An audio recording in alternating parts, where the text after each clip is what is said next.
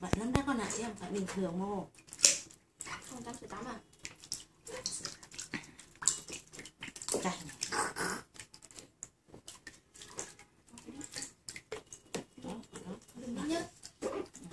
Quay từ từ rồi quay lưng lại mà Kỳ. Rồi từ từ đã để hết cái bụng này đã. Rồi. Kỳ lên nào, kỳ lên nào.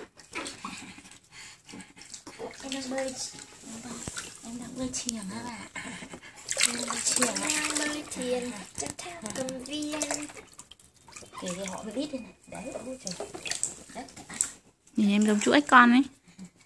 Chứ là chứ ếch con.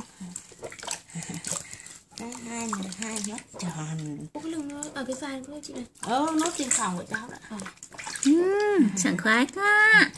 Sảng khoái quá. Vai quá. Nghĩa mà nó hở thật.